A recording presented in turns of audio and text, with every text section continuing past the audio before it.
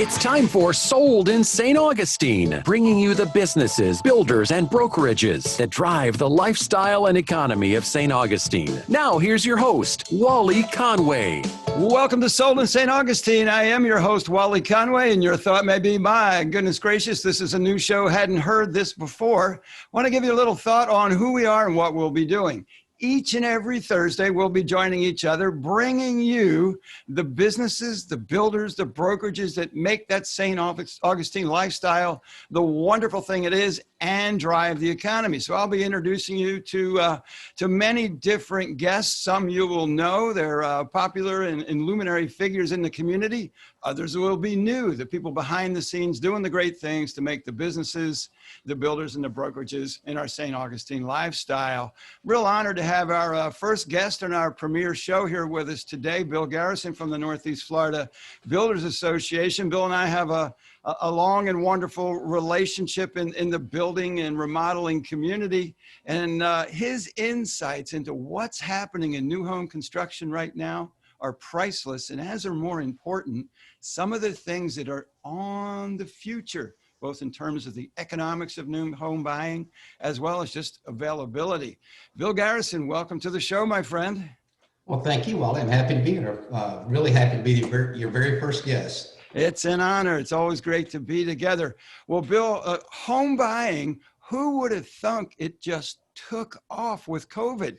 You know, I remember us having a conversation back in February as COVID was just showing its ugly head, thinking, my gracious, is Governor DeSantis going to shut down construction? How did we manage to fight through that and keep building open? Wally, that was a very interesting time for sure for all of us, and it gave NEFBA, Northeast Florida Builders Association, better known by the acronym NEFBA, an opportunity to leverage the relationships that we've built over the many years with local government officials, state government officials, and even at the federal level. We got with all the various building departments and worked very closely with them to ensure that we'd be able to continue to issue permits and to be sure that inspections continued. Yeah, I was concerned. I'll tell you, as March 15th rolled around, we actually put a position in place. We looked at cash available in the business. We have 16 people on staff. And I said, by gracious, this is how much money is in the checking account. We're out of business in 6 weeks if the governor shuts us down. Hey, one of the businesses that didn't get shut down was landscaping, if you can hear them outside my window. It's a beautiful thing. But gratefully, by the grace of God, we were all able to, in the building and construction and real estate businesses, continue on. Bill, why is it that you think that building permits have increased in a challenged economy as opposed to slowed? We're seeing acceleration. Why is that? I think that aspect of just the increase in permit numbers is probably more of a macroeconomic issue. The economy was already in rebound. There was a strong demand for housing. There's limited inventory, and so that just kind of fuel. It's all supply and demand. These markets no different than any other market.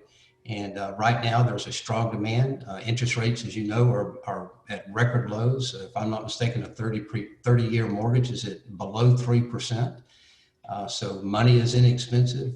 And so there's a lot of demand. That is mind-boggling, the way the rates have dropped, Bill. You know, I've had lender friends tell me that decrease we've seen over the last year or so, which seems to be accelerating, that 0.75% or 1% change is $50,000 to $70,000 in additional home purchasing ability. It's just mind-boggling what's going on. Yeah, and the, you know, the COVID also, I think, may have actually had a positive impact on the demand for housing, because people, including our workforce, so we have 15 employees here at NEFBA, and we all went and worked from home for a few months, and then still actually are still in that mode. And so when you're at home, you know, your 1,800, 2,000 square foot home seems really small when everybody's there and the kids are home from school. And so there was I'm sure, some demand for bigger housing or a house with an office in it, that kind of thing. Yeah. I spend time talking to lots of builder site agents, and I know you do as well. It's been interesting. The majority of us, what we did at our houses is we slept and we ate. Yeah.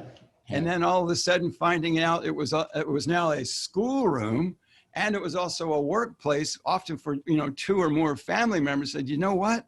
We have got the wrong house. And those folks who are fortunate through COVID now to remain being able to work at home said, we've got to change this situation. And I've watched people move in both directions. I've watched people say, oh, COVID's here.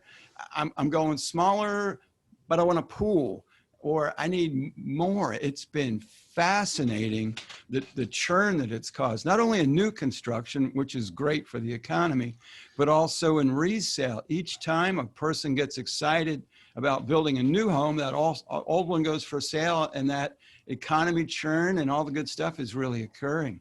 Well, that helps the first-time home buyers, the availability of used housing, if you will. So, yeah.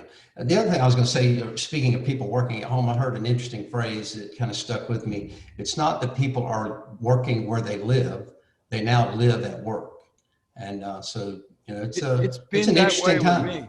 Let's talk about that, about the transition to working at home and what kind of spaces we need right after the break. It's 7 minutes after the hour. We're going to take a very brief break to acknowledge and respect those people who make the show possible. We'll be right back. We're here at Mr. Home Inspection from Home Pro Inspections with important information about home warranties. At Home Pro Inspection, we have always recommended every home buyer have a home inspection. I schedule the landscaper every Much like having a physical exam and health insurance. They work together to protect you. Until now, I have never referred or endorsed a home warranty company because truthfully, they were all about the same. They were only good for 12 months. They had long lists of coverage exclusions, and they denied pre-existing conditions. The most comprehensive home warranty in America is now available. You have the numbers on permits covering items denied by others, including water softeners, well pumps, underground sewer line, and there is no extra charge right here for multiple heat pumps for multiple water heaters. And when Home Pro inspects your home, the warranty is extended to 18 months of coverage at no extra charge and includes a 5-year roof leak protection plan. There is no better inspection and warranty package in America. For details and to order your 18-month home warranty, visit gohomepro.com. That's go. This landscaper's never been so attentive to one bush in his life. 268-8211. What is the first thing someone does when searching for a home? They look online. Mine's past due. He can roll up any minute look its best online. This is Adrian Lord, realtor owner at Stage to Sell Realty, and that's why here at Stage to Sell Realty, staging is always included for free. Whether your home is occupied or vacant, we will stage it for you at no additional charge. If you want to sell your home fast and for more money, visit stagetoselljax.com. That's stagedtoselljax.com. Again, this is Adrian Lord. List with me and your staging is free. 9 minutes after 9 o'clock, we're live from downtown St. Augustine, and now back to Wally Conway and Sold in St. Augustine. Welcome back to the program. We have Bill Garrison here with us, the CEO of the Northeast Florida Builders Association, giving us some insights and perspective on the local St. Augustine housing market and its impact on our economy. Bill, before the break, it occurred to me, we are all working at home. How have you specifically made that transition in your own life to when you needed to work independently and as well as for your staff? How'd that play out? Well, specifically for the staff, we just asked that they, in interest of trying to keep them safe, that they work from home. And so there was a little transition period. There was a few weeks where people make sure that they've got the proper equipment at home to do their job. Me personally, I have kind of opted to come into the office almost every day. I live out in Clay County, so coming into Jacksonville, it's just part of my daily routine, kind of makes me feel a little more normal. But I will say that the staff, it's been very interesting how productive everything remained. The fact that, they had to go home, and you have to give them a lot of credit. Their kids were out of school, and so a lot of distractions at home and just the normal everyday distractions of being at home. But the work here has continued. For our association, it's been a kind of a wet blanket on our events. We're basically a chamber of commerce type organization that's built around having people in the building, having events, education, social events, what have you. And so we've had to cease those activities for the time being. But over the last few weeks, we are beginning to bring them back in. Small groups practicing CDC guidelines for COVID prevention. So it's been an interesting time, Wally. And people should know too, it's kind of interesting. I'm broadcasting live from the Home Pro Inspections World Headquarters. You're broadcasting live from the NEFBA World Headquarters. And Kevin Gettings is supporting us live from the WSOS World Headquarters. So it is amazing what we can do with technology. You know, I've been alone in my office by myself now for 5 months. We moved the whole staff out to work remote, and they've all said, we like it here. We've actually hired 5 people since COVID begun, and every single one of them working outside the office. So that's pretty good. Bill, knowing that you get a national perspective on home building, not only just home pricing, but materials and permit starts and whatnot. You see it national, you see it across the state, you see it across the region in your role as NEFBA. Take me down and drill local into St. Augustine, St. Johns County. What are we seeing in housing starts so far this year compared to what we saw last year? Okay. St. Johns County is the darling, so to speak, of the Northeast Florida region as it relates to a lot of things, school system, healthiest county, that kind of thing. And it's also true with housing. Currently for the year, St. Johns County has pulled 3,052 permits. For perspective, and St. Johns County has roughly 240,000 people. Duval County, with a population of 800,000, 900,000 people, has pulled 3,600 permits. So St. Johns County has pulled almost as many permits as Duval County. And some months they actually pull more permits. June, St. John's pulled 447 new single-family construction permits. Duval pulled 400. Back in the spring, St. John's had 408, Duval 372. Put that in a historic perspective for me. So we pulled over 3,000 permits in St. Johns County so far this year. How does that look over the last 2, 3, 5 years? Are we up like crazy? Are we setting records? Where are we? I don't know if up like crazy, but just definitely up. St. Johns County, let me do a little bit of quick math. So if St. John's continues on its current pace, it should pull 4,600 permits this year. Last year was 4,077. The year prior to that, it was 4,400. So it's up, but it's been trending up for the past several years. Up. Yeah.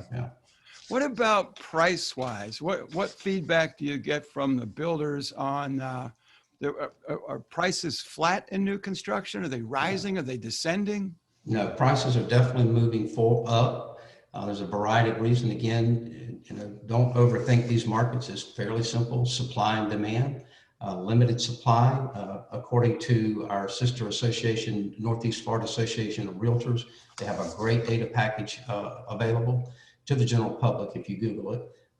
Their data indicates there are 2.5 months of inventory available across the region. What's considered a healthy market is 6 months of inventory. So it's truly a seller's market right now. It's truly a seller's market. And then you add to that the state of the lumber market specifically and the supply market. Building material prices are going through the roof. And so you add those additional costs that the builder has to wrap into the price of his project, and prices are definitely trending upward. So Bill, what's driving the prices up? We're not in hyperinflation. Is it the price of dirt, the price of materials, or the price of labor? What seems to be the driver in this appreciating market? And currently it's all of those things, Wally. Labor has been an issue for years, decades actually, probably in Northeast Florida. Dirt continues to get more expensive. Again, supply and demand, the less availability of lots, the more expensive they're going to be. And again, the lumber market is in an unprecedented rise right now. COVID has had a direct impact on the ability of the mills to produce products. Our various trade situations around the globe, we are truly a global economy. And so appliances that need parts and pieces, you can't get them from the various countries, therefore they can't produce them. Spoke to an electrician friend of mine recently. He was telling me they were trimming out, they were installing light fixtures and all at the end of the project for some homes, and they didn't even have cabinets in them at the time. So it's really disrupting the flow for the builders, and all that it adds to the cost. These homes are being built typically with borrowed money. So the longer they sit there, the more expense you have on your money. Yeah, So it all adds up. I know you spend a lot of time with the remodelers through the Remodelers Council. I also spend a lot of time with the investors, flippers, and renovators. And renovators who previously would order appliances the week before they needed them, they just pop them right in. It was almost like ordering a pizza. Many of these, the higher volume guys doing 10, 20 houses a month, are buying these things months in advance when they can get them, storing them so they're not holding up closing because they can't get appliances. Yeah, everybody's having to be creative to manage these circumstances. Let's take a real brief break and acknowledge those fine folks who make the show possible. It's 17 minutes after the hour. We'll be right back. Buying made better, selling made simple. This is Gene Johnson, broker owner, and that's the approach we take at First Coast Realty. Hello, this is Libby Johnson at First Coast Realty, and for over 25 years, First Coast has been known for how well we treat buyers. When we come back, Bill, we'll just go all the way to the end. $87 million worth of real estate transactions. First Coast Realty is truly full service, including property management services and home buyers, sellers, and investor assistance. You can learn more about us at firstcoastrealty.com. That's firstcoastrealtyinc.com. Buying made better. Selling made You know that 2.5 months of inventory right we now? make a difference, not just For deliver. comparison, in 08 Wally and Conway 09, here from Home Pro Inspections. 16 You months. hear the horror of stories in the inventory. news every day. People's health in jeopardy from lead paint, asbestos, radon mold, and other toxins. The fear alone is enough to make you sick. Ever wondered what's in your home? Home Pro can give you the peace of mind that comes from knowing with a complete package of environmental sampling services. What you don't know can hurt you. Call the company that are over 25,000. Somehow I'd like to weave in just a shout out to Builders Care. We'll do that. Call Home Pro Inspections. We'll do the 904 apprenticeship program too. Yes, absolutely. 11 or online at gohomepro.com. Are you looking for the best warranty? That's a direct, that speaks to labor. The apprenticeship program, it's all about workforce development. We'll do the labor workforce development jobs in St. Augustine, and then Plans start as low as $400. put a bow on it with Builders Care. And your home qualifies for a free 6-month extension when you get your home inspected by the pros at Home Pro. Sign up online at floridahomewarranty.net. We're live from downtown St. Augustine, 18 minutes now after 9 o'clock, and Wally Conway joins us live as well for Sold in St. Augustine. Wally?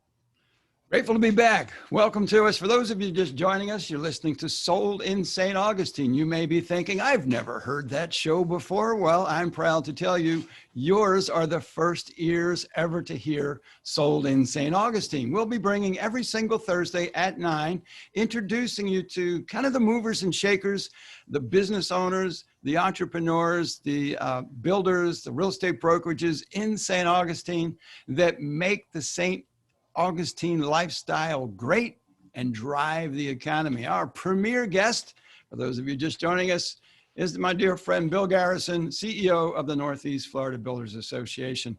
You know, Bill, before the break, we were talking about how in this crazy economy, back in 2008, when things tanked, everything tanked simultaneous. This stimulation that is COVID has seen home building accelerate, it's seen real estate accelerate, and it's seen pricing accelerate. You had mentioned the dirt is getting more expensive, that materials are getting scarce and expensive, and specifically labor getting more expensive.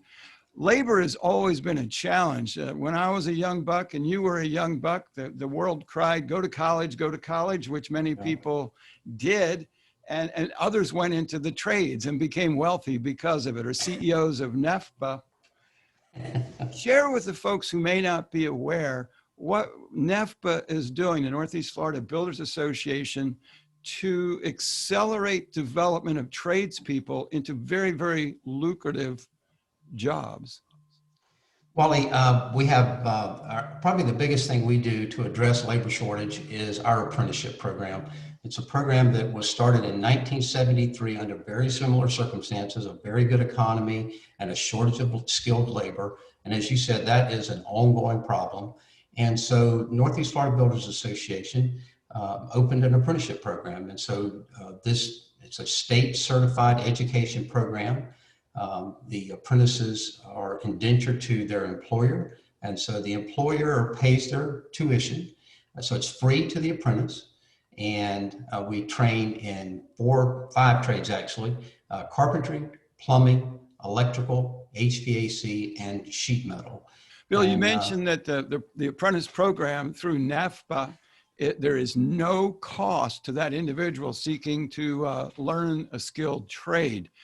How do they feed, clothe, and house themselves while they're participating in the program? Part of the requirement is that they are employed.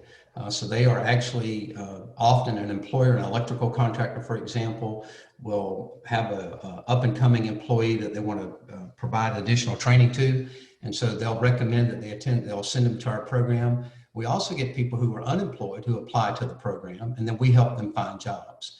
As I mentioned, it's a state certified program. It's certified by the Florida Department of Education, a 4-year program. It's basically a 4-year trade school. It's like going to college to be a plumber, electrician, HVAC technician. So Bill, is it common that the employer who is funding the program is also the employer of the person going through the apprenticeship and then employs them at the end? So it's a continuum of employment and development.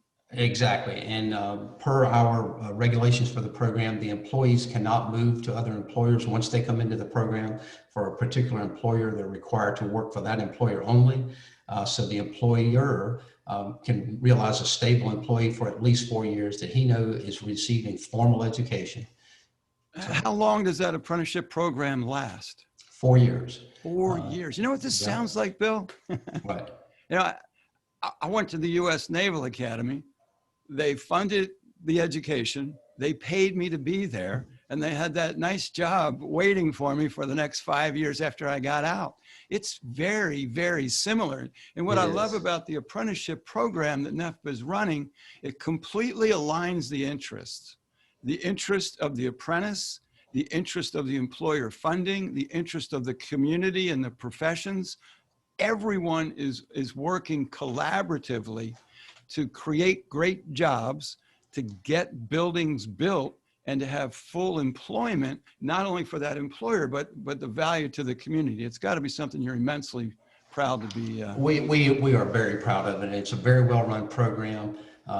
And it's also funded in part by the state. So it actually, the apprentice receives part of his tuition is paid by the state of Florida to achieve the goals that you just mentioned, to have a highly skilled workforce that helps the economy grow. As we're talking about, we've got this red hot sector of the economy that is throttled back, if you will, for lack of qualified labor. Are there age restrictions or requirements, how old I must be, or am I too old? No.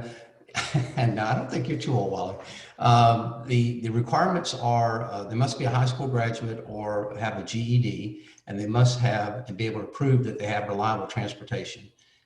Those are the 2 primary requirements. So there's no upper age limit. If I'm 25 or 30 or 35, I can make that transition. Right. We recruit out of the high schools. So we have some folks that are just recent high school graduates all the way up to, if I'm not mistaken, I think we have an apprentice that is in his early 60s. So it runs the gamut. Bill, for an individual who is interested in the NEFBA apprenticeship program, they go to the NEFBA website? NEFBAapprenticeship.org, all spelled out, NEFBAapprenticeship.org. Got it. Before we wrap up, Bill, we've got 4 or 5 minutes left together. Something I know you're very passionate about that does tremendous good in the community is the Builders Care Program. Would you share that with us, please? Sure. 20 years or so ago, Northeast Florida Builders Association recognized a need to help those with some severe home repairs, and they created a charity contractor. It's a 501c3 called Builders Care of Northeast Florida. And So they primarily focus on roof repairs and providing ramps for mobility for those who can't afford to do it. The organization also works closely with a variety of other nonprofits in the region and supports their work as well. But yeah, we're very proud of it. Give a shout out to the fine gentleman who runs that program. Yeah, Justin Brown is the executive director of our Builders Care program. Has got a heart of gold, and we've got another project we're currently working on. Matter of fact, if anybody cares to go to our Builders Care Facebook page, we're soliciting donations for one particular case, a couple, an elderly couple who literally is having to use a 5-gallon bucket to use for taking baths and showers, if you call it a shower. But it's heartbreaking, some of the things, the conditions some folks have to live in. And Justin and Eddie and the team at Builders Care are out there every day trying to help. It's heartbreaking to see the situations that some people are in, Bill, but it's heartwarming when we can do what's simple for many of us to make a big, big difference in that person's life.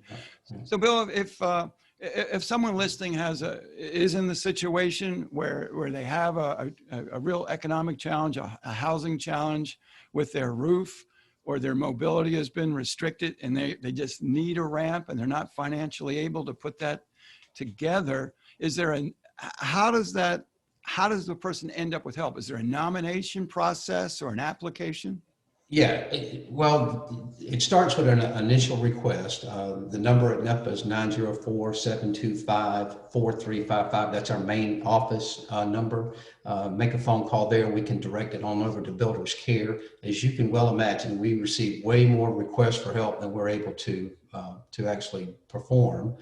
But matter of fact, there's a St. Augustine builder, Mastercraft Builder Group this year is building what they call the home from the heart. And so they're building a brand new home. I wish I knew the subdivision and all, but they're building a brand new home.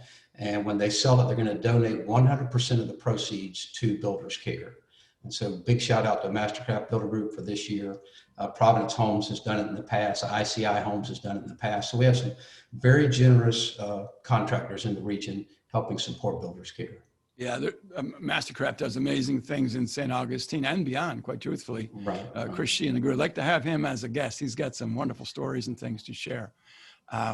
That's excellent. So if we know meet a person who is in that situation where they're, all we really ask, Bill, in our lives is, can I be warm and dry at night? Yeah, exactly. And it's true. In St. Augustine and beyond all over the country, there's people who go to bed at night and they're wet and cold, much of the year. And it's just so awesome that our builders who have been so fortunate through COVID to see their businesses growing, and we're getting the tradespeople involved to be able to give back and really make a difference in the community. I want to thank Bill Garrison, the CEO of the Northeast Florida Builders Association, for spending time with us. Sold in St. Augustine, you can expect us to be here together for a long, long time. We stream live also on Facebook. We'll be bringing you some of the sweetest and neatest people, the builders, the business owners, and the real estate brokerages that make St. Augustine the wonderful lifestyle and economy that it has. Thank you so much. See you next week.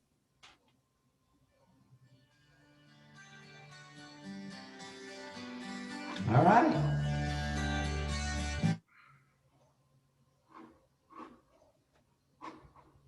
That was pretty good. Are we canceled? Get another week. You get one more week. Yeah. Luckily, you had a really good first guess, so we made it through. But that was good. Thank you, Kevin. Yeah. Thank you, Wally. So you want me to reach out to Chris for you? Yeah, ICI Providence, all the folks you mentioned, just let them know I'm really interested. You have my link, the little Zoom link. Yeah. Just connect us so I can have a quick conversation with them, get them comfortable, and I'll bring them on board. Okay. Have a beautiful day, Bill. Same to you, Wally. Nice meeting you, Kevin. Yeah, thank you, Bill. Hey, Take care. Does Mike Davis do a show with you guys? He used to do a show with some other radio stations in town. Okay. On WFOY, and then he stopped about a month or so ago, but I know Mike really well. Okay. Yeah, I wasn't sure if this was the same show. I knew he was into doing the afternoon radio chat thing, so. Hey, Bill, that's right up there with, how's Sally? Oh, we divorced last week. That was fine. I never said I was a diplomat, Wally. You're fine, Bill. It's good meeting you, though. See you, Likewise, Kevin. All right, guys. Bye-bye. Kevin, anything I need to be sure to do better or different? No, I think on this end, we haven't done a show exactly like this. We've been doing some stuff where we put people on from Zoom, but we've never had to like inject spots at the right time and all that. So I thought that worked really well. I just had to figure out how to do that in a way that was cleaner. So, but I think they fired fine. I didn't know how many you really wanted to run. I know we had the breaks at 8, but is there a number you want to go with? My thought was 2 minutes each time, so which was 4 spots, and not having my voice in, twice. Okay. All right. Whatever works. It's just good. No. We'll pull that. And Would what it I've be learned, easy to do a little, since you're the music man, a little music, bumpers in and out? Yeah. Yeah, we can do that. We can do bumpers. Any song in particular? No, I love the station. I'm that guy, so Okay. doesn't matter. Yeah, we'll find some cool bumper stuff that's consistent with our format. And then what I'll make sure too is that I made a mistake on the first one. Well, spots that have your voice in them should not be the lead coming out of the break. Agreed. So that'll be in the body of it. So we'll come out with one of these people that you're helping out, and then you in the middle, and then it'll be somebody else's voice leading into you. I do like me live introing you back in. Yes. Because that way, and then maybe we can agree on two, because I stepped on you on the first one, kind of a standard outro. I mean, you made it really easy for me the second time, but just say, hey, we'll be right back, or something like that, whatever's comfortable with you. Then I know, and then I won't fire a commercial over the tail end of your voice. Yeah, but that's what made me think of the bump too. Oh, that's true. The bumpers will help with that. Okay, we will do that. No problem. But I thought it sounded really good for a first show. The quality was good. I took a break. I muted myself. I've got a monitor back here, so I was listening to you on the actual, on the radio, and it sounded great. I mean, it sounds like you're in the studio. The darn I'm in my office. The landscaper must have trimmed this bush out here for 9 minutes. Yeah, the only other issue was with Bill, and it's the challenge we always have when we put these Zoom folks on. Yeah. It's so reliant on the quality of the microphone situation they have, because he sounded like he was in the men's room. Yeah. But I don't know how to fix that, because they're using the technology they use every day when they're on a Zoom call. So yeah, I think I'll start encouraging them to use something other than their laptop mic, even if it's earbuds. That tends to be just that little bit better. Yeah. Yeah, because you sound awesome. I mean, really, I can't imagine anyone would know that you're not sitting right here with me. Good. So, but he was definitely, you could definitely hear him. And people, because of the national guys on the Today Show and everywhere else, putting so many of these Skype and Zoom people on air like him in that situation. Yeah, I think the consumer out there has become accustomed to crappy audio. I don't think people judge that harshly for the guest. I think if the quality of the sound coming from the host was the same as Bill's, that starts to sound amateurish. That's not acceptable. Correct. I think you're exactly right. So yeah, overall, I thought it was good. I know you recorded it. You can take a look at it. If you have any other thoughts of things that you think I should do, we'll do the bumper music piece, and then we'll keep going. But that was good. That was a fast 30 minutes, and it sounded good. Yeah, we'll just keep playing and refining. And yeah, I put it all up on Facebook too. I mean, at least promoting it, letting people know it's going to be on every week. So tagged you guys in that. So hopefully that'll help with SEO as well. Yeah, I think I mentioned to you, I streamed that live on Facebook. Okay, good. So, well, all right. Well, good. All right. All right, Wally. Have a beautiful week. Bye. Hey, you too.